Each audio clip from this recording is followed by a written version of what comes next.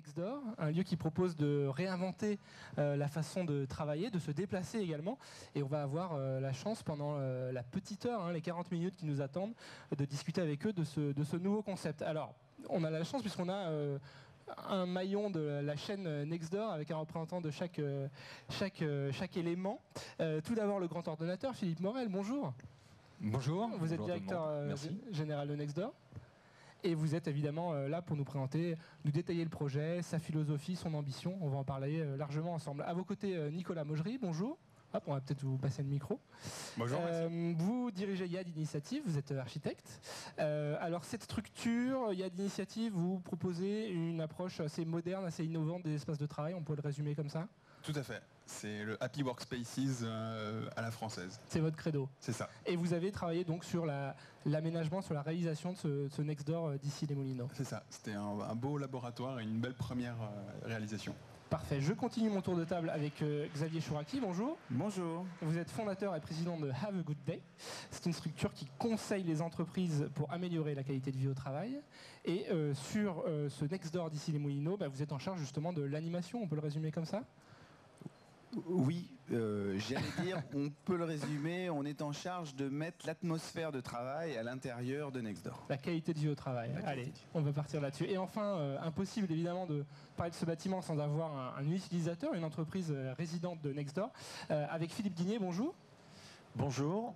Vous êtes fondateur de Virtual Regatta, un éditeur de jeux vidéo sur les régates en ligne. Alors c'est pour ceux qui, je sais que votre entreprise a beaucoup de succès, mais pour ceux qui ne vous connaîtraient pas encore, c'est un jeu destiné aux voileux, aux fans de voile, ou ça s'adresse à tout le monde? Mais on essaie de s'adresser à tout le monde. Et on a la moitié de nos joueurs qui connaissent la voile et l'autre moitié qui n'est jamais monté sur un bateau. Donc justement c'est grand public. Et c'est pour ça que c'est populaire. Bon, y compris pour les gens comme moi qui n'ont pas du tout le pied de marin, c'est l'occasion de naviguer. Vous êtes parfaitement dans la cible, j'espère que vous avez un compte.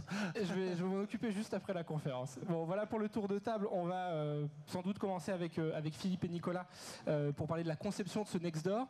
On parlera ensuite de l'usage avec Xavier et Philippe Guigné. Et puis on fera, World Efficiency oblige, un petit focus en fin d'atelier sur la question des transports. Donc le concept, d'abord, pour commencer, Philippe Morel, je vais vous demander un exercice d'extrême concision, c'est de nous présenter Nextdoor à des gens qui n'en ont jamais entendu parler. Comment on pourrait résumer ce concept en quelques phrases? Oui, alors de façon très concise. D'abord, vous, en même temps qu'on parle, vous avez une présentation en français et en anglais qui est diffusée et qui vous explique également les grands sous-jacents de la création Nextdoor. Nextdoor est une jeune start-up qui a été créée, qui est une filiale de Bouygues Immobilier, qui a été créée en décembre 2014. Nous avons pris donc notre premier immeuble que nous avons ouvert le 1er juin et donc nous opérons, c'est une société d'exploitation, nous opérons ce premier bâtiment. Depuis le 1er juin, nous sommes complets d'ici la fin du mois d'octobre et nous accueillons à peu près 300 personnes, 300 colocataires. Alors, schématiquement, comment ça se passe? La promesse de Nextdoor finalement, c'est d'abord, elle s'adresse à toutes les entreprises. On pourrait croire que c'est uniquement aux petites entreprises, mais c'est vraiment une communauté qui regroupe toute forme d'entreprises, des très petites, TPE, PME, start-up d'une part, jusqu'aux grandes entreprises, en tout cas aux grandes équipes de grandes entreprises. Nous apportons de la flexibilité parce qu'il n'y a pas de bail, c'est une location mensuelle, donc c'est une adhésion mensuelle pour rentrer à l'intérieur de la communauté Nextdoor.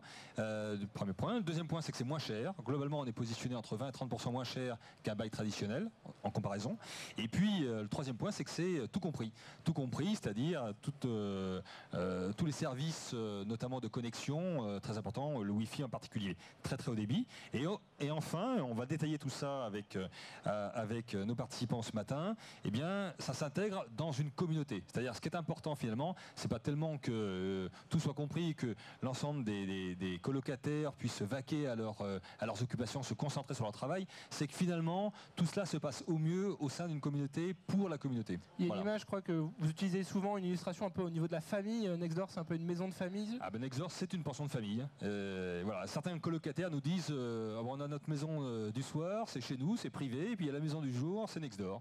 Même si d'ailleurs, parmi les services, on le verra tout à l'heure en détail, eh bien, une partie significative, non négligeable de nos colocataires travaillent le soir, la nuit, les week-ends, notamment parce qu'on a pas mal d'entreprises des médias et des télécommunications. Qui travaillent en décalé. On a beaucoup entendu de ces thématiques, parler de ces thématiques de coworking, de télécentre, de tiers-lieux. J'imagine que les gens qui sont là aujourd'hui en ont entendu parler ces derniers mois.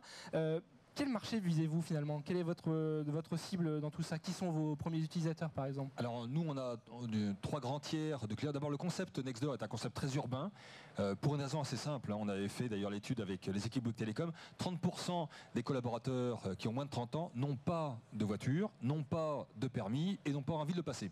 Donc une fois que vous avez dit ça, ça veut dire que fondamentalement si vous voulez aider les entreprises à se développer, à recruter, à grandir, eh bien il faut être parfaitement urbanisé, en tout cas localisé dans des lieux parfaitement connectés, conurbains. Donc ça c'est un élément absolument clé. Très bien. Juste un point avant de passer la parole à Nicolas. Peut-être sur cette question d'abonnement, qu'est-ce que ça change pour un entrepreneur d'avoir la possibilité de s'abonner plutôt que de prendre un bail? En quoi ça le soulage? Alors ça change tout, parce qu'en fin de compte, vous variabilisez totalement vos coûts immobiliers. Les coûts immobiliers, c'est la dernière chose finalement pour une entreprise. D'abord, vous le voyez sur les écrans, c'est le second poste de coût pour une entreprise. C'est très intense, c'est très inflexible. Et donc, le fait d'être capable, y compris pour les grandes entreprises, et a fortiori pour les petites qui ont une visibilité très très courte, de pouvoir variabiliser à la hausse comme à la baisse d'ailleurs, leur coût immobilier. C'est simplement un abonnement mensuel par poste de travail, par collaborateur. Voilà. Donc c'est extrêmement simple à gérer d'une part, et puis extrêmement sécurisant pour le chef d'entreprise qui ne sait pas comment son entreprise va grandir, se développer, elle croître, à quelle vitesse elle va croître, et qui n'a pas envie, accessoirement, de mettre en place un dépôt de garantie. Il faut savoir que ça coûte très cher quand même, de louer, dans la salle, il y a forcément des personnes qui ont pris à bail un plateau ou en tout cas des immobiliers de bureau, et ça coûte cher de pouvoir, en termes de caution ou dépôt de garantie, de pouvoir prendre un bail. Très bien, on reviendra sur ce point notamment lorsqu'on évoquera les usages tout à l'heure. On a fait un petit peu le tour du propriétaire, on va se tourner vers le concepteur. Nicolas, peut-être pour commencer, expliquez-nous comment vous avez travaillé, réfléchi sur ce projet de Nextdoor et puis comment cela aboutit, quelle est un petit peu la philosophie de ce lieu. Alors le pitch de base, il est très simple, c'est comment on fait vivre une communauté dans un espace aussi grand. Des espaces de coworking, il y en a beaucoup. On sait comment ça marche, mais on ne sait pas encore vraiment comment on réussit à créer une communauté autour de freelance, de TPE, de PME et de grandes entreprises. L'idée, c'est comment tous ces acteurs qui sont assez différents, qui ont des rythmes de vie, tu parlais de temporalité, comment on gère un bâtiment qui est justement dans un rythme de vie de 24 heures sur 24, mais qui a des pics, qui a des temps un peu plus paisibles. Comment on arrive à créer ça autour des espaces et comment on arrive finalement à diffuser les valeurs de Nextdoor à travers les espaces. L'idée de base, c'est repenser totalement finalement l'organisation des flux d'un bâtiment tertiaire classique. Même si les bâtiments qu'on a, comme celui d'ici les Moulineaux, la structure, le gros œuvre est classique, on a essayé de repenser tout ça, on a cassé beaucoup de choses. Et l'illustration de ça, c'est un peu l'entrée. On en reparlera sûrement avec Xavier, mais l'idée, c'est le premier regard de Nextdoor. C'est à la fois un accueil comptoir assez classique, mais qui est associé très directement avec un bar. Ce qui fait que l'entrée, on arrive dans un espace, on ne sait pas où on est finalement. On a un accueil, un bar, on a des endroits, des tables hautes où on peut travailler, on a des salons, on a les salles de réunion qui sont à proximité, qu'on peut louer, qui sont un autre aussi programme qui est assez important, je pense c'est Nextdoor. Donc il y a un rez-de-chaussée qui est très fort, qui est un lieu d'échange très important. Ouais. Et ensuite, on a cet espace de coworking qui mêle un peu toutes les typologies de travail. Aujourd'hui, l'idée, c'est de dire chez Nextdoor, on n'est plus un poste de travail, une table, son écran, etc. Et entre guillemets, on s'abrutit devant. On a la possibilité de créer sa journée en fonction de son humeur. Donc, je vais passer 2 heures à une table haute. Ensuite, je vais passer 10 minutes à la pause sur un salon. Ensuite, j'ai besoin de me concentrer. Donc, j'ai la possibilité de m'isoler un peu dans un espace qu'on appelait la bibliothèque, qui est un peu plus fermé, un peu plus cosy, où il y a moins de personnes. L'idée, c'est vraiment de pouvoir défiler les nouvelles façons de travailler de manière naturelle et sans couture. Les jours où il fait beau et chaud, ce qui n'est pas le cas aujourd'hui, on peut même aller dans le jardin. Alors il y a un jardin, on l'a traité de manière classique, il y a des terrasses, on peut faire des barbecues, on peut travailler, il y a des prises, tout est fait pour être fonctionnel. Et il y a surtout un petit amphithéâtre, donc on peut faire ses conférences. Si on était là-bas, on serait sûrement quelques mois plus tôt dans le jardin en train de faire une conférence avec un écran géant, mais dans l'herbe, avec les oiseaux, etc. Ça c'est pour le rez-de-chaussée. Ensuite, on arrive sur les étages. Qu'est-ce qui s'y passe ? Les étages, c'est la domiciliation des entreprises qui sont un peu plus grandes peut-être. Il y a toutes les tailles, hein. On peut avoir des 60 personnes, 100 personnes, comme des duos de 2 personnes. Et l'idée, c'est comment on arrive à recréer, pour le coup, des espaces qui sont beaucoup plus sérieux. Même si on essaye de leur donner un peu le même influx, la même énergie, l'idée c'est que ces espaces dans les étages soient très fonctionnels, très pragmatiques. Et ensuite, c'est comment on incite les gens qui sont là-haut à venir interagir avec les gens qui sont en bas. On revient à cette histoire de communauté. C'est comment les habitants, les résidents un peu plus longs, arrivent à communiquer avec les gens qui sont là la semaine. Alors justement, ce bâtiment il est ouvert depuis juin. Est-ce que ça fonctionne ça? Est-ce qu'il y a un peu de brassage comme j'imagine que vous traînez vos guêtres de temps en temps du côté d'ici les Moulineaux. Alors est-ce que ça fonctionne? Alors ça fonctionne, il y a beaucoup de brassage, il y en a même peut-être trop parfois. C'est ça qui est intéressant pour nous, jeunes structures, et je pense que pour toutes les équipes aussi, c'est que c'est un concept neuf. Donc on apprend, c'est vraiment comme un logiciel, on fait plein d'updates, on essaye de récupérer plein d'inputs des différents résidents, et on essaye de voir. Aujourd'hui, il y a beaucoup d'événements, il y a beaucoup de succès dans cet espace de coworking, et on est en train d'essayer de gérer comment justement ne pas déranger les gens, comment organiser finalement les flux autour des événements, des espaces de snacking, de restauration et d'animation. Il y a de l'expérience à gagner, mais ça c'est des choses. Je sais que vous travaillez beaucoup pour des sociétés, des nouveaux médias, notamment Melty, hein, c'est pas un secret, vous avez travaillé sur le siège de Melty. Est-ce qu'avec Nextdoor, il y a cette volonté de coller aussi à des attentes de nouvelles générations de salariés? On parle forcément de cette génération Y, est-ce que c'est aussi l'idée avec un projet comme Nextdoor? Ah bah, clairement, que ce soit pour la mobilité, comme tu disais, avec les permis, les mobilités qui sont différentes, mais dans la façon de travailler aussi, que ce soit dans l'esprit, l'univers. Quand vous rentrez dans un Nextdoor, vous avez l'impression d'être n'importe où, sauf dans un espace de bureau. On essaye de rapprocher la sphère domestique dans la sphère plus professionnelle. Donc on a vraiment cet esprit qui s'adresse plus aux gens, à cette nouvelle génération qui est habituée de voir à travers les réseaux sociaux l'univers californien des startups ou chinois ou scandinaves. On essaie de se rapprocher un peu plus de ces voisins qui sont pour l'instant en avance sur nous. C'est l'API Workspace dont vous parliez. C'est l'initiative API Workspaces, voilà. Exact. Très bien. On va passer aux usagers. On va donner la parole à Xavier et Philippe. Juste avant, j'aimerais poser quand même une question à Philippe, mais vous en avez déjà parlé. En termes de commercialisation, comment ça se passe aujourd'hui? Est-ce que la promesse qu'on a vue avec votre présentation et celle de Nicolas a trouvé preneur sur le marché? Oui, alors comme je disais tout à l'heure, effectivement on a ouvert le 1er juin, on avait un taux d'occupation au 1er juin, encore une fois pour nous c'est un chemin si vous voulez, hein. Donc c'était une première expérience, un premier test, mais qui a vraiment très rapidement pris parce qu'on était plein à peu près à entre 40 et 50% dès le départ, et puis là on est complet, il nous reste encore quelques places de coworking, on va continuer encore à améliorer le sujet, et puis on est bien évidemment sur d'autres sujets, mais on en parlera juste après, c'est le déploiement du réseau Nextdoor. Très bien. On va passer la parole à Xavier pour l'usage.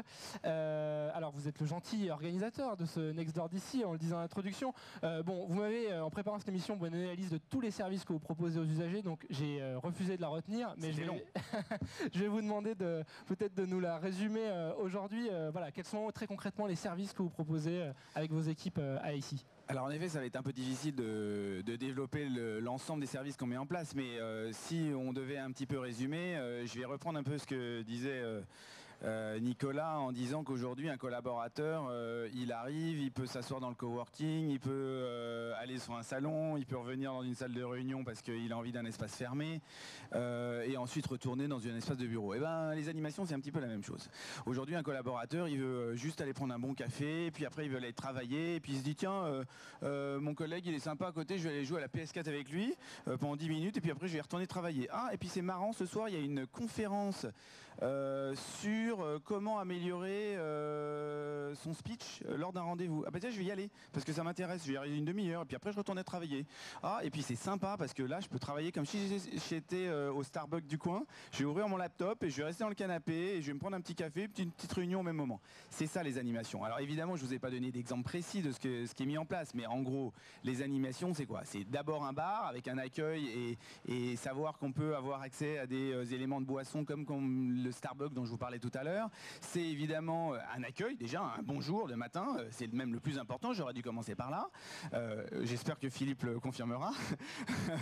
Et puis c'est également une conciergerie, hein. On a besoin de laisser son pressing, on a besoin d'avoir tout élément pour faciliter son quotidien, eh bien il y en a un. Et puis aussi, et on est en plus français donc je vais pouvoir le dire doublement, c'est un élément de restauration au déjeuner. Donc on essaye d'avoir des concepts qui changent. On a un concept chez Nextdoor qui s'appelle le home fooding, c'est-à-dire que c'est une personne qui vient tous les jours, qui est dans la sphère privée, qui est passionné de cuisine et qui vient proposer aux résidents du site un plat complètement différent tous les jours. Et ben voilà. Donc au lieu d'avoir un snack classique, eh ben on va avoir un home fooder qui va préparer aujourd'hui, je crois que le menu, tu vas le louper, hein, mais je crois que le menu aujourd'hui c'était un ritaille, voilà, avec je ne sais plus quoi d'autre à côté et une mousse au chocolat en dessert fait dans la cuisine évidemment. Voilà, c'est des détails, mais vous avez vu, j'ai inversé la partie cuisine et je l'ai mis en partie animation parce que tous les jours on sait pas trop ce qu'on a, on sait pas trop qui est-ce qui vient faire la cuisine, mais on sait que c'est une animation, c'est cool chez Nextdoor. Et ben si c'est cool chez Nextdoor, on rentre chez soi et on dit à sa femme, à son pote, à son ami ou à n'importe qui, aujourd'hui j'étais chez Nextdoor, j'ai passé une bonne journée, c'était cool. Et ben rien que ça, ça prouve que c'était bien. Et je rajouterai une dernière chose, les animations, c'est aussi de mettre des barres à ongles. C'est la semaine prochaine, on a un institut de réflexologie qui vient chez Nextdoor. Et réflexologie, c'est-à-dire que on touche la plante des pieds pour permettre d'être plus relaxant au travail. Et ben faisons-le, c'est un test, c'est génial, on va essayer de le faire. Et puis la semaine prochaine, si vous êtes là, vous êtes invité aussi à... non, c'est jeudi, là, à 18h18. Non, je me trompe, c'est demain, excusez-moi. Hein, mais 18h18, il y a une conférencière qui vient, qui a un coach certifié, qui vient qui vient aider tous les résidents à améliorer leur rendez-vous professionnel. Elle va donner des indications. Tout ça, c'est gratuit, hein, c'est compris dans l'abonnement, mais il y a une animation, il y a une vie au sein de Nextdoor. Alors, j'allais vous demander qui payait pour ces services, mais vous venez d'y répondre. Bon, et très concrètement, comment vous mettez en place tous ces services? Combien êtes-vous sur le terrain? Combien de personnes cela mobilise? On est une équipe de 5 personnes à plein temps chez Nextdoor, entre tous les services dont je vous ai parlé. On évoquait avec Nicolas tout à l'heure la référence un peu californienne de Google. Est-ce que c'est aussi, j'imagine, une source d'inspiration pour vous?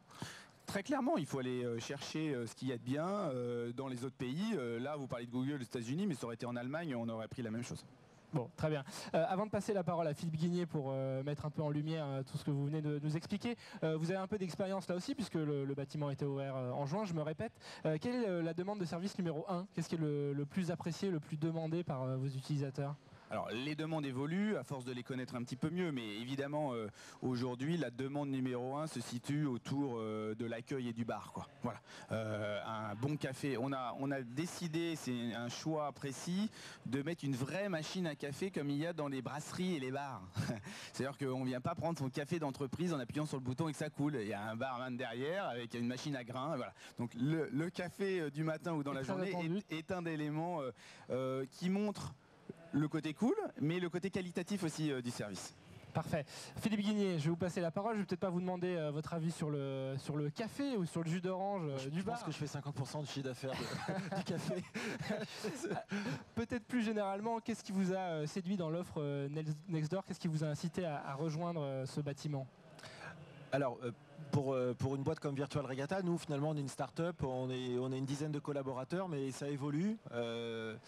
Et fondamentalement, le problème c'est qu'on n'a pas une activité qui est toujours la même, puisque c'est un jeu que vous avez peut-être vu sur par exemple le Vendée Globe, où on a 1,5 million de joueurs, donc là on a une grosse équipe, etc. Et puis à d'autres moments, il y a moins d'activité, donc on est obligé d'ajuster le staff.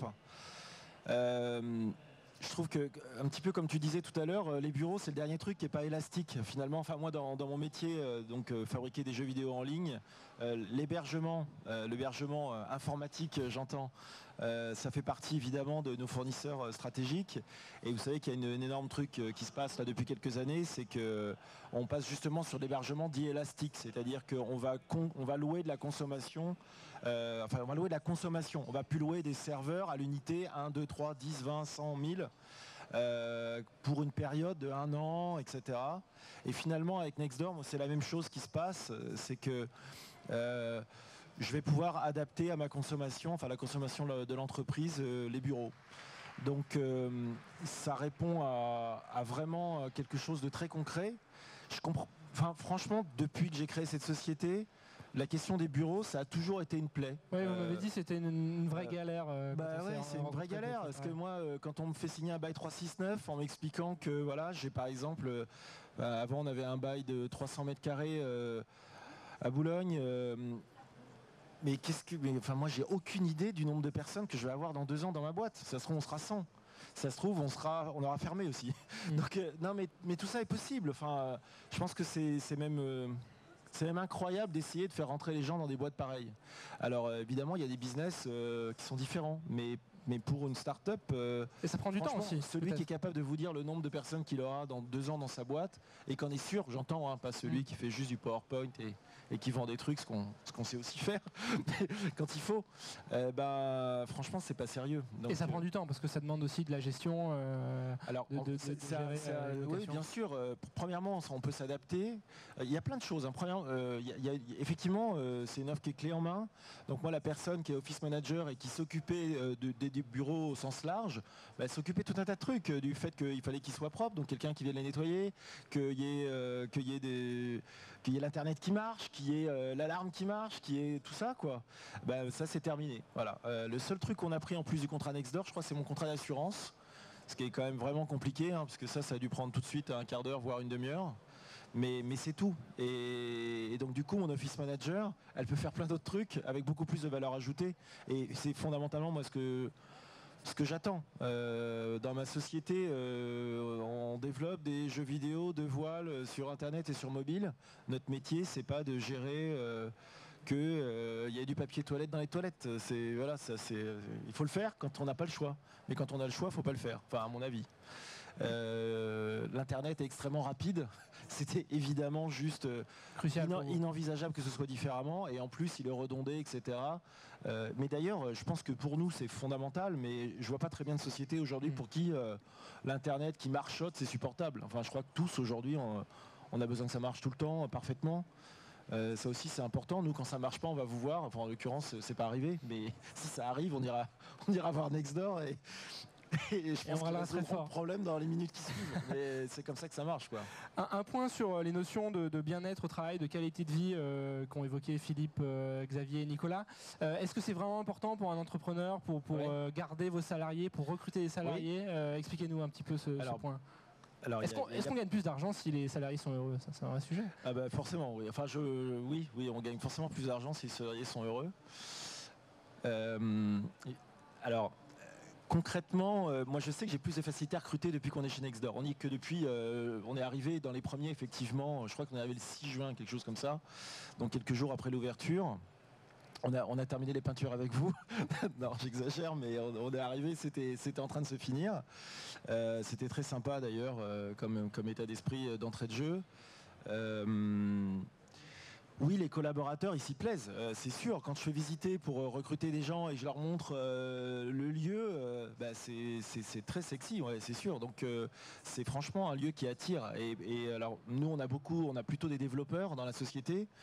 Il y a une pénurie en France qui est importante, donc les développeurs aujourd'hui choisissent où ils vont en fonction de tout un tas de paramètres, les types de produits, le salaire, mais franchement l'environnement c'est important. Et alors en plus moi avec beaucoup de développeurs dans la société, c'est pas toujours les profils les plus funky, donc c'est super bien qu'ils soient dans un environnement qui est animé par Guetta et son orchestre. Non mais c'est un peu ça, franchement. Enfin moi nous on le perçoit comme ça. C'est vrai que j'ai des collaborateurs qui vont aux ateliers de temps en temps. Il y a des trucs qui se passent, il y a des barbecues. En l'occurrence la nourriture elle est très bonne parce que tu n'avais pas précisé, mais c'est franchement bon. Franchement, donc du coup on y mange parce qu'on n'est pas obligé. Donc mais du coup on y mange souvent. Parce que c'est frais, c'est bon, c'est pas des steaks frites comme systématiquement gras et pas bon, c'est pile l'inverse même. Donc oui, vraiment ce côté scalable, c'est fondamental, puisque si on a besoin de moins de place, on leur dira et puis ça changera. Si on a besoin de plus, on aura plus. Donc on peut grossir sereinement, on peut aussi avaler des coups un peu plus durs. Et c'est très quali. Alors il y a un autre truc qui me paraît important, moi, c'est que ils ont fait ça de manière très quali. Alors je suis pas payé par eux pour dire ce que je dis. Mais non, parce que j'ai pas beaucoup de mal à dire. Je vais essayer de trouver, mais À trouver les points négatifs. Non, mais c'est vrai. Je vous dis ça vraiment spontanément. Moi, je suis locataire.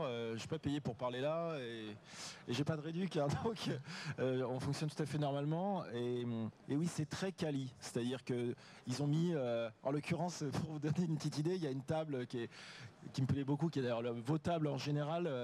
J'aurais demandé l'adresse de là où ils l'ont acheté, parce que je vais acheter la même pour chez moi, quoi. Donc, mais c'est vrai que ça a été un choix global, et je sais que moi, je n'aurais jamais pris ces décisions pour ma société seule. J'aurais simplement pas pu le faire, en fait, je pense. J'aurais pas pu, pour la société, payer tout ce niveau de qualité dans les locaux.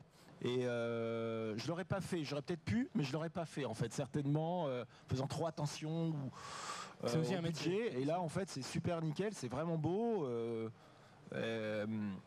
Et on est bien dedans. Ouais, donc on est heureux de ça. Bon, merci pour votre témoignage. Je vais redonner la parole à Philippe Morel concernant un point spécifique. World Efficiency oblige. J'avais envie de vous faire parler de la dimension transport qui est quand même aussi au cœur du projet Nextdoor. Pourquoi cette question de la mobilité, elle est importante pour vos futurs clients, alors ici et puis visiblement dans d'autres Nextdoor, puisqu'il y en a en préparation. Expliquez-nous un peu l'approche que vous avez retenue sur ce sujet. Bon, on parle beaucoup de qualité de vie au travail, et la dimension transport fait partie de la qualité de vie gérée à l'extérieur du travail, entre votre domicile et votre lieu de travail. Alors, sachant que finalement, on est tous nomades. On est tous dans la semaine en train de travailler à droite à gauche chez des clients, dans un café, etc. Et à un moment donné, on a besoin quelque part quand même d'un camp de base, c'est-à-dire d'un endroit où on va pouvoir se retrouver au sein des équipes, au sein de son équipe, avec d'autres équipes, etc., etc. Donc ça, c'est la mixité finalement entre Nextdoor d'un côté et puis votre nomadisme de façon générale entre votre domicile et vos lieux de travail, ou vos lieux de travail, rendez-vous professionnels, etc.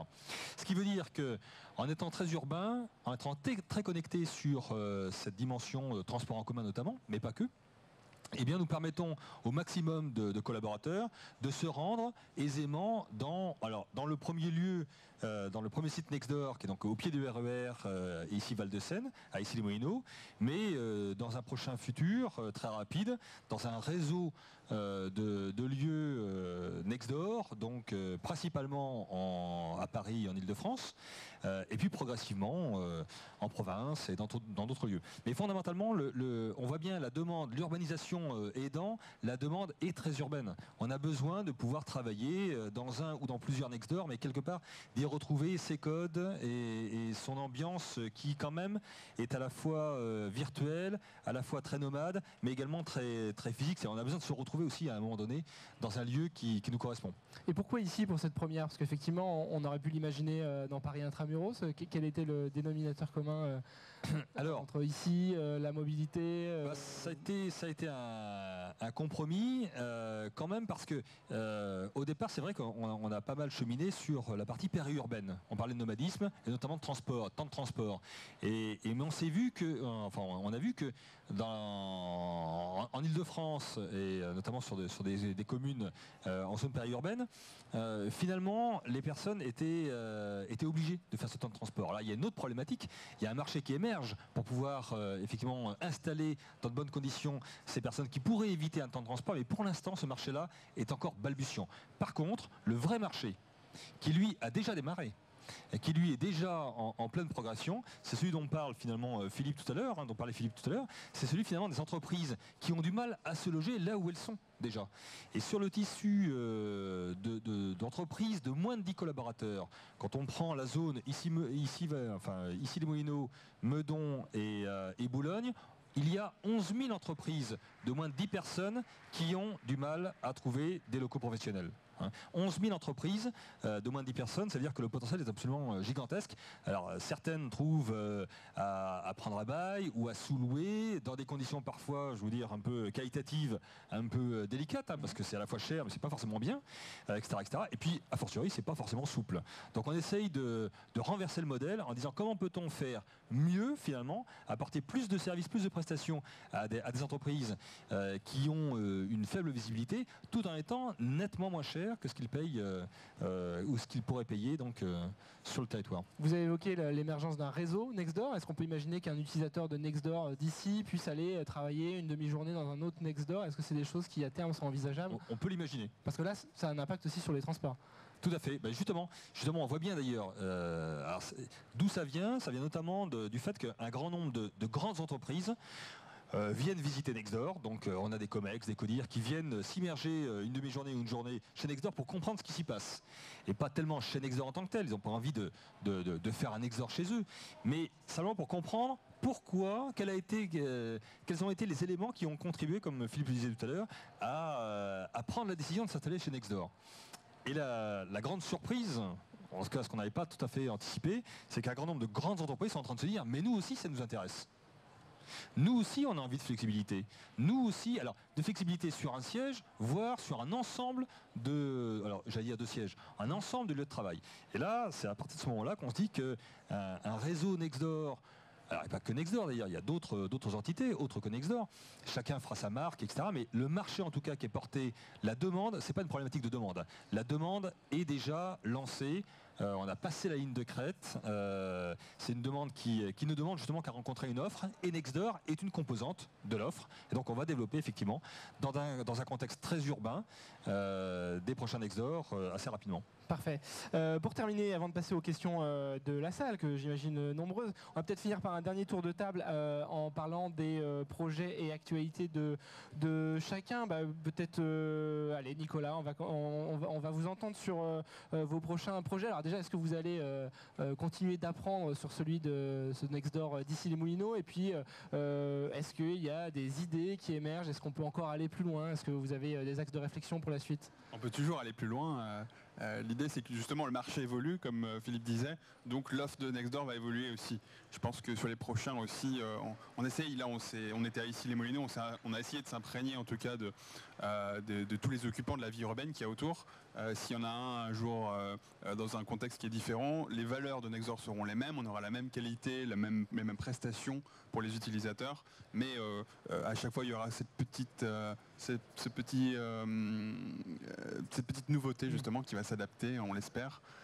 Et voilà. Et l'idée c'est d'aller toujours plus loin, toujours plus proche des utilisateurs. On se croise régulièrement et alors la dernière fois qu'on s'est croisés, vous m'avez évoqué une notion que vous ne m'aviez pas encore évoquée, donc je l'ai notée, c'est créer des réseaux sociaux physiques. C'est votre inspiration du moment, cette idée? C'est ça, c'est que finalement l'importance, il y a 2 téléphones ici, tout le monde en a là et est en train de les regarder, c'est super. Maintenant il faut savoir gérer ça. Comment on fait pour être à la fois sur son téléphone en train d'envoyer son mail, de dire je serai en retard ou de faire n'importe quoi d'autre, tout en profitant de l'instant présent.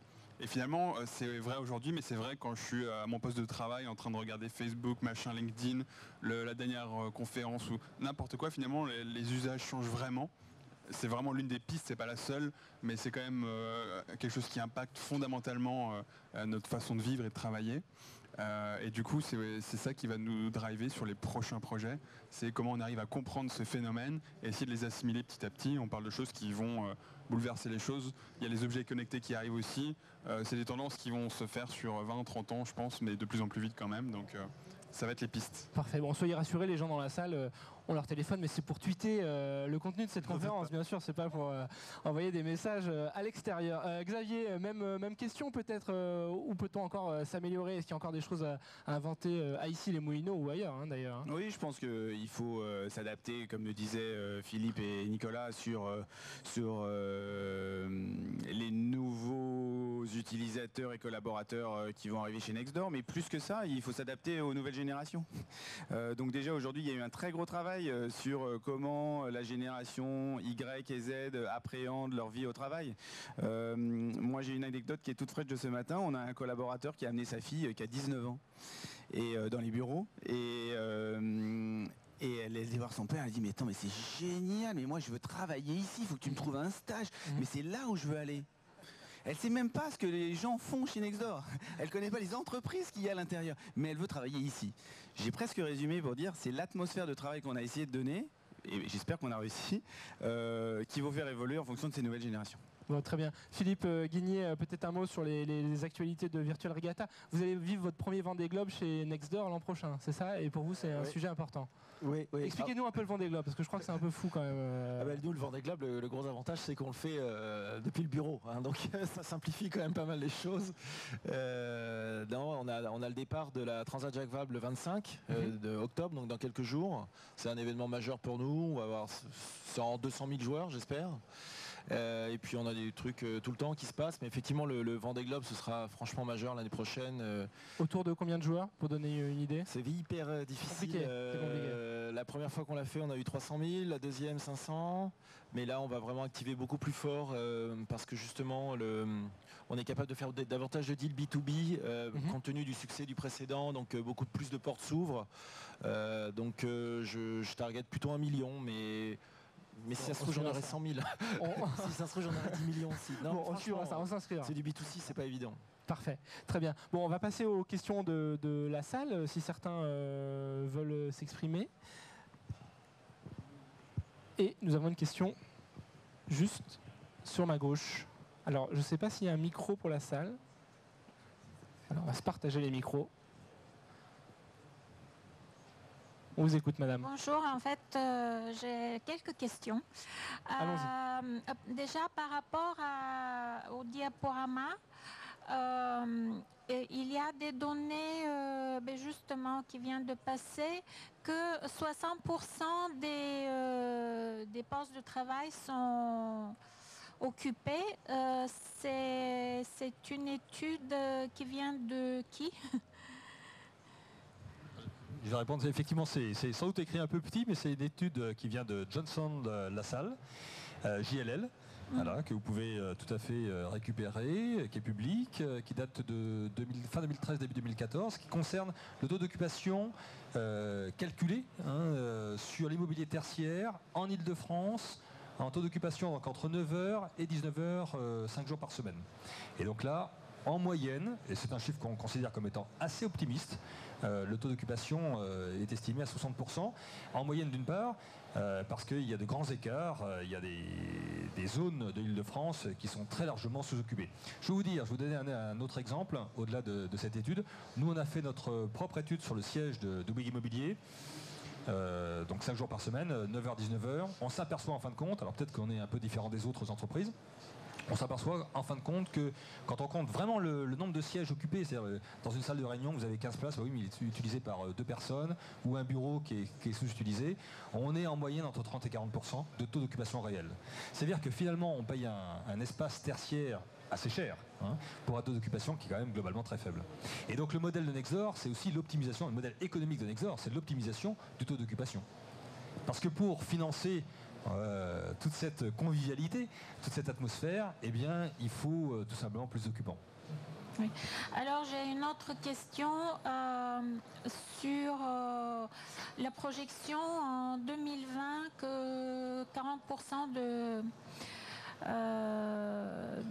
la population active américaine sera en freelance. Et là, c'est une étude de qui? Alors ça, c'est aussi écrit en tout petit, mais c'est une société Intuit. Donc c'est un cabinet de conseil américain.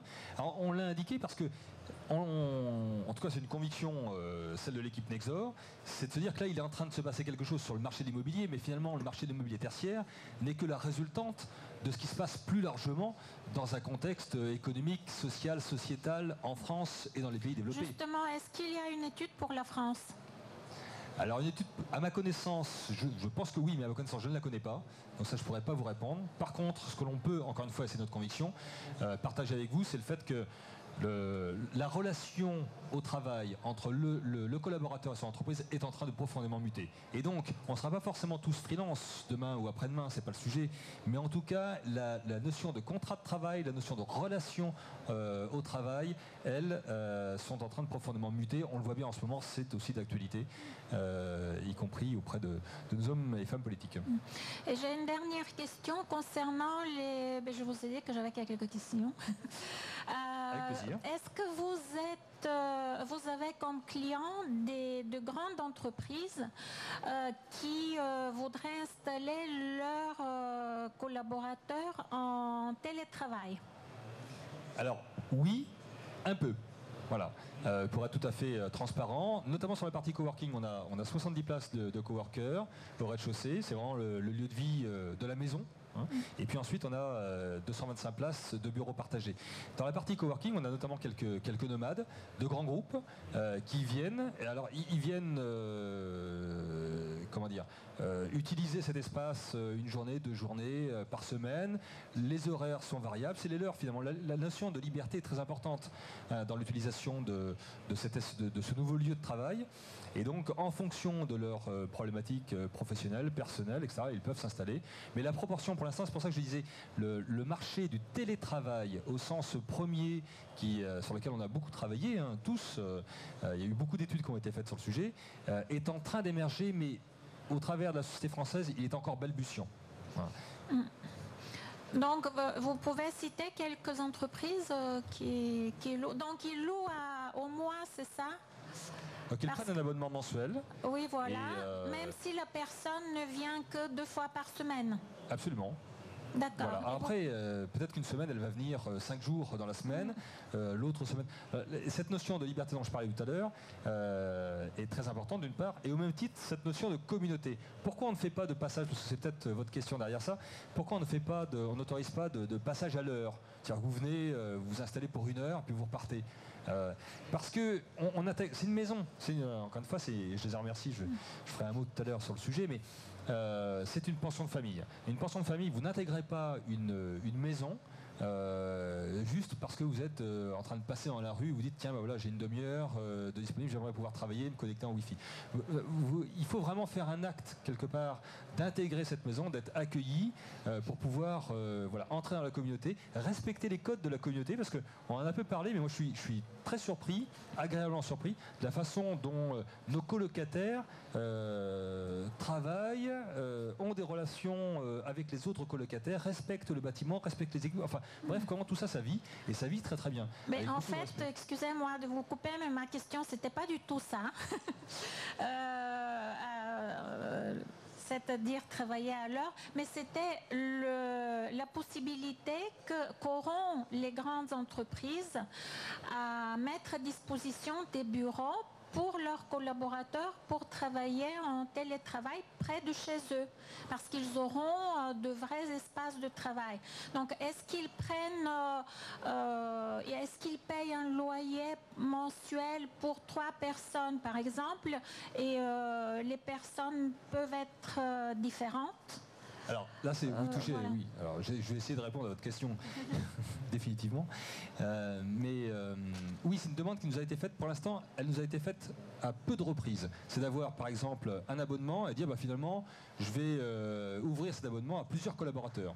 Hein. Ça, à ce stade, et justement, c'est là où je voulais en venir dans le principe de la communauté, nous, on ne le permet pas. C'est-à-dire que pour nous, il y a vraiment cette adéquation. Une personne intègre, une personne d'une entreprise, elle a la possibilité, parce que l'entreprise lui donne la possibilité, en payant son abonnement, de venir travailler 1 jour, 2 jours, 5 jours, ou toute la semaine, etc., chez Nextdoor. Mais c'est bien la personne, on l'accueille, on la reconnaît le matin. C'est quand même ce que disait Xavier ou Philippe tout à l'heure. C'est quand même un élément extrêmement important, on la connaît. Et on la reconnaît. Voilà. Donc cette notion de carte accessible à beaucoup de collaborateurs, ça on ne le fait pas pour l'instant. Encore une fois, c'est un chemin, donc c'est un chemin d'expérimentation. Peut-être que demain ou après-demain, on sera amené à le faire, mais pour l'instant, c'est pas le cas. Merci. Merci Adam.